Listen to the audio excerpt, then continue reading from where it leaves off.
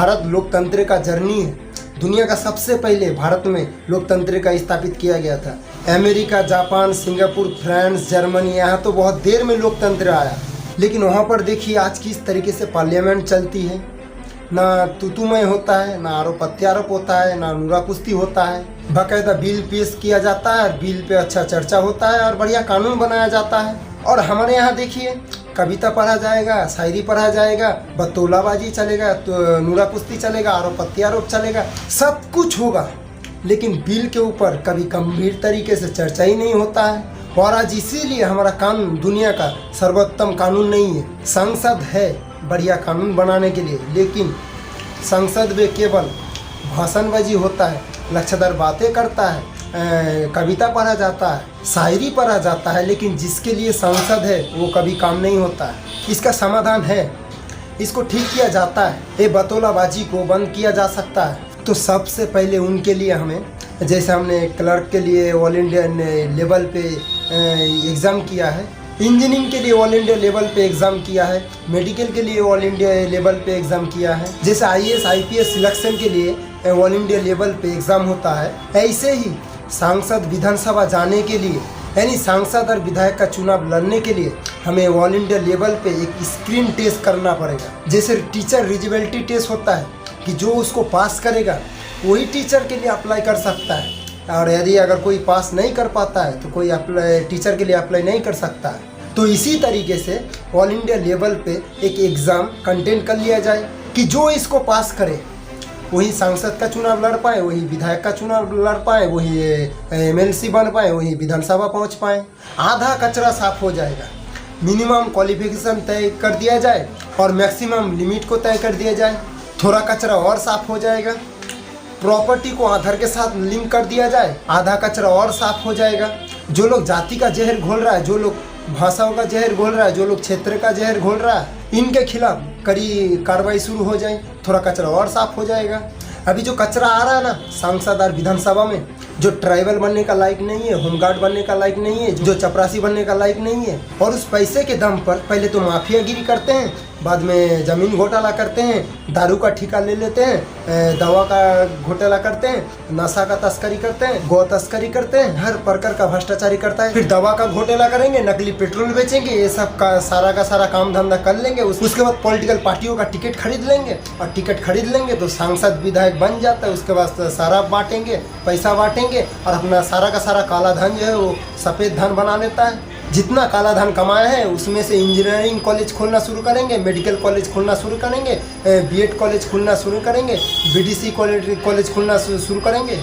तो जितना पहले काला धन कमाया माफियागिरी करके, चाहे या खरा माफिया का काम किया, या ड्रग माफिया का काम किया, या टेंडर माफिया का काम किया, या ट्रांसफर पोस्टिंग माफिया का काम किया, या फर्जी वाला काम किया, या जमीन घोटाला वाला काम किया, जितने भी घोटाला काम किया, और उसके जरिए टिकट खरीद लिया, टिकट खरीद के सांसद विधानसभा पहुंच गए, और सांसद विधानसभा पहुंच के माननीय बन गए, और माननीय बन के जितने भी ब्लैक मनी पैसा था उसके जरिए कॉलेज और मेडिकल खोल दिया। Medical college, engineering college, BEd college, सारा कॉलेज खोल के काला धन को सफ़ेद बना दिया।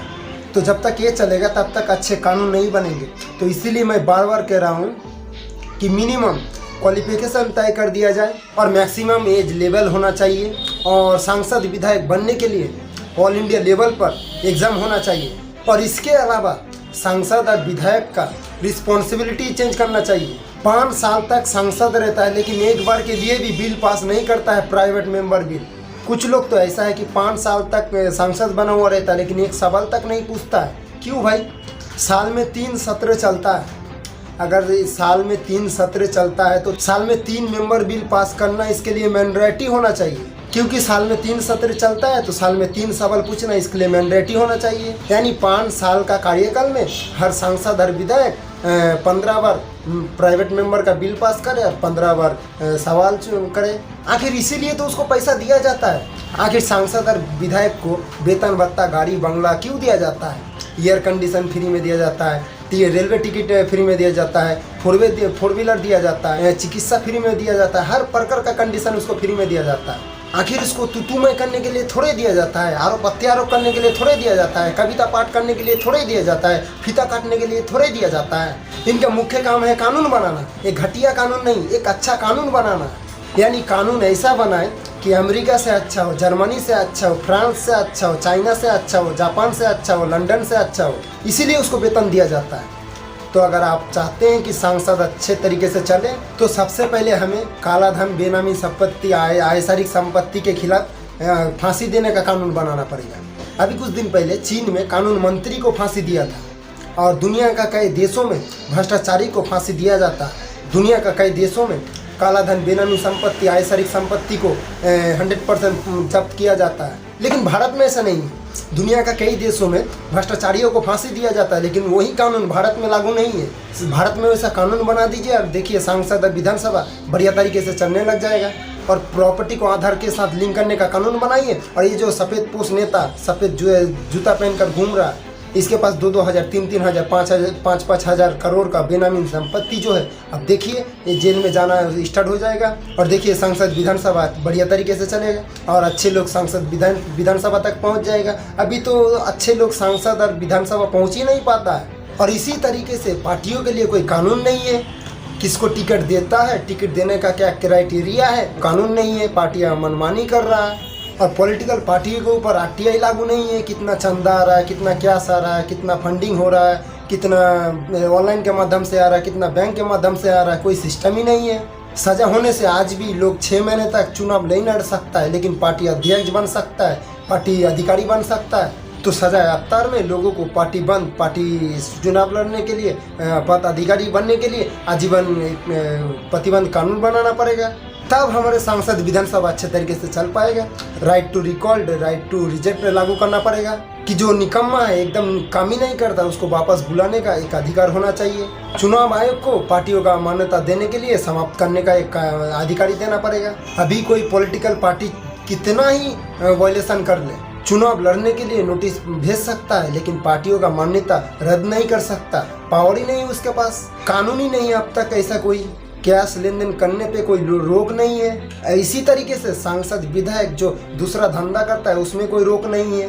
और सांसद और विधायकों के ऊपर नो वर्क नो पे लागू नहीं होता है। वो काम करे चाहे ना करे, सांसद आए चाहे ना आए, उसका वेतन भत्ता में कोई रोक नहीं पड़ता है। ऐसे कई सारे सांसद आए, वो आए और चले गए, चाहे सचिन तेंदुलकर हो या रेखा हो। ऐसे बहुत सारे सेलिब्रिटीज आते हैं और चले जाते हैं। वो 5 साल 6 साल रहते हैं सांसद में, कुछ भी नहीं करता है, आता है चला जाता है। धर्मेंद्र आए, हेमा मालिनी आए, उसका बेटा सनी देओल आए, ऐसे बहुत सारे सांसद आते हैं लेकिन चला जाता है। पहले तो आपका बॉलीवुड में डांस वांस किया करता था, हीरोगिरी किया करता था, बाद में सांसद आ गए, यहाँ भी आकर फोटो खिंचवाता है। ना कभी प्राइवेट मेंबर बिल पास करते हैं, ना कोई 0 आवर में सवाल पूछते हैं, ना कोई क्रिश्चियन आवर में सवाल पूछते हैं। तो इसीलिए उसको सांसद विधायक बनाया गया है। क्या कोई अकाउंटेबिलिटी नहीं है? अगर कोई ढंग का लोग सांसद विधानसभा पहुंचेंगे तब जाकर देश का कल्याण होगा। तो बतौलाबाजी करने से, लक्षाधर भाषण देने से, कविता पढ़ने से, शायरी पढ़ने से देश का कोई फायदा नहीं होने वाला है। वहाँ पे नूरा कुश्ती करने से, तू मैं करने से, आरोप प्रत्यारोप करने से देश का कोई फायदा नहीं होने वाला है। और आज घटिया कानून के कारण ही देश का कोई भी जिला भ्रष्टाचार के मुक्ति में नहीं है।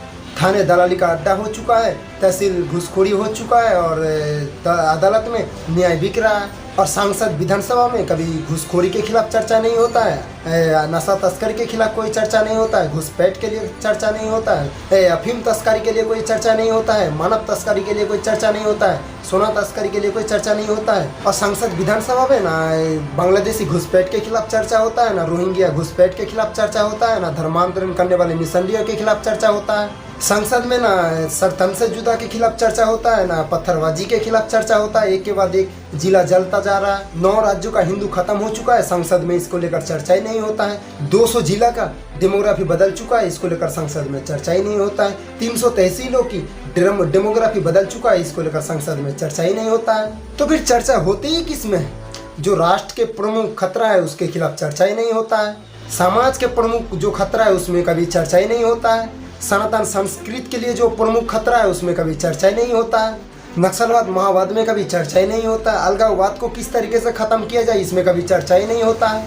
पूरे देश में जो ड्रग माफिया नेटवर्क फैला दिया है उसमें कभी चर्चा ही नहीं होता है। सिंगापुर में एक आदमी के पास 900 ग्राम गांजा मिला, उसके पास कानून था, उन्होंने फांसी दे दिया। और हमारे पास फांसी देने के लिए कोई कानून ही नहीं है और कभी फांसी देने का कोई डिमांड ही नहीं होता है। तो जो हमारे संस्कृति के लिए खतरा है, हमारे समाज के लिए खतरा है, हमारे राष्ट्र के लिए खतरा है, तो इसको लेकर कभी संसद में चर्चा ही नहीं होता है। बस संसद में ये होगा कि तू चोर मैं सिपाही, तू चोर है मैं ये हूँ, तू ये है मैं ये कर लिए, तू ये कर लिए, हमने ये किया है तूने ये नहीं किया है। सिर्फ बतौलेबाजी चलेंगे संसद में, केवल गांधीबाजी चलेगा, अम्बेडकर तोलाबाज चलेगा, समाज तोलाबाज चलेगा।